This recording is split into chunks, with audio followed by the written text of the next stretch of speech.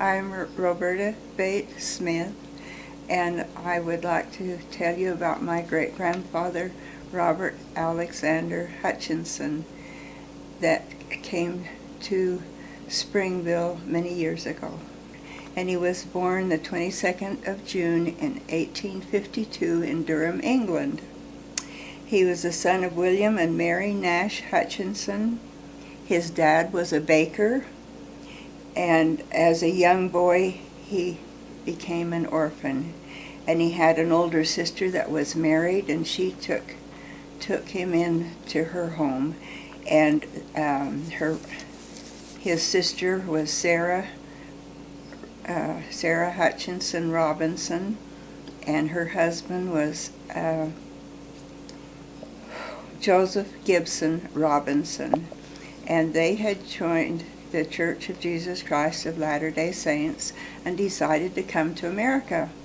And so they went to Liverpool, and there they sailed on the Underwriter with the Milo Andrus Company the 22nd of April, 1861. Now, the interesting part of this date was that was the day his wife-to-be was born, and she was born in Springville, Utah. They traveled and landed in New York, and then they went by train, and when they got to Iowa, as they were getting off the train, the people there did not like the Mormons. And so Robert's sister Sarah had a leather hat box, and she held it up as the rocks were thrown. It protected her and saved her life. And then they traveled with the Homer Duncan Company, and they crossed the plains, and one of the records said that Joseph lost an oxen, and one of the axles on his wagon broke. They reached Salt Lake City the 13th of September, 1861, and they came right on down to Springville. And Robert was 9 years old at this time, and he was called to guard the cattle so that the Indians wouldn't steal them, because the men had gone to the Black Hawk War. And Robert engaged in farming. He bought 18 acres of land in the Springville area. He was in mining, and he loved to raise special horses. He worked for the Rio Grande, and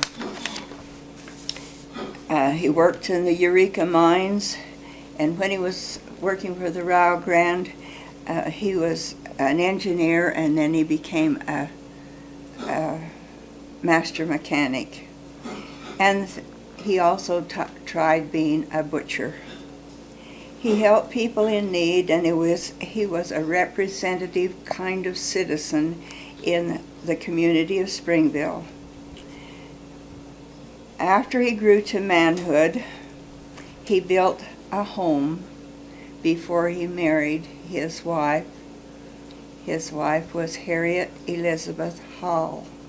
Now, Harriet Elizabeth Hall's family came to Springville very early. Her father built a flour mill out where the fish hatchery is. And her mother was a nurse, and she delivered over 600 babies, and she prepared 300 for burial, and of course she did medical things besides. Robert Alexander Hutchinson married Harriet Elizabeth Hall on the 24th of July, 1878, and their home was at 300 East, 372 North in Springville, and it was right across the road from his sister Sarah. His sister Sarah was always called Aunt, and I was a senior in high school before I found out that what her really name was. But Aunt and Uncle just took good care and helped with both family, or with his family. They had Robert and Harriet had 8 children, and after they'd been married about 19 years, they were in the canyon. Groups of people would go to the canyon and work, and she became very ill, and within a week she had died of a cerebral hemorrhage. Her oldest child was 18, and her youngest was 9 months. Her youngest child was Sarah Hutchinson Tuft. She was the last baby born in the Utah Territory. Aunt and uncle had never had children, so they took on these children and were just like parents to them.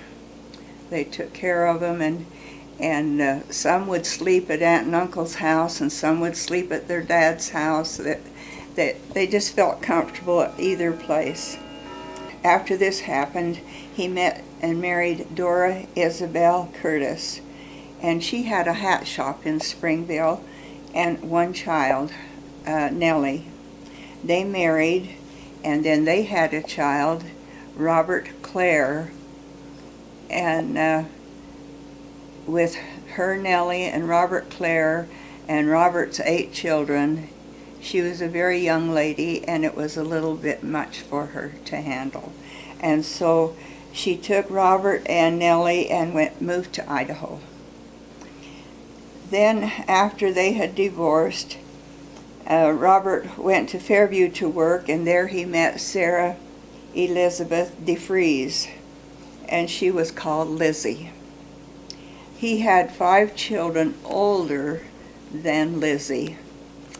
And I have to tell you a cute little story.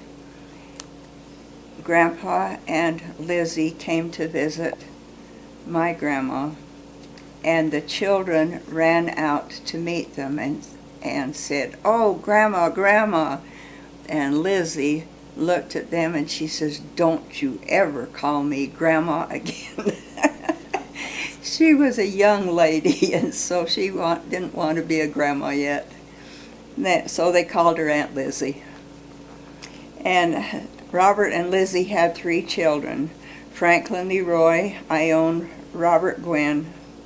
And Ione was a librarian in Eureka for a long time, and then she served as a city councilwoman for 12 years, and she was also the mayor. And I had the opportunity to meet and associate with Ione, and she's a lovely lady.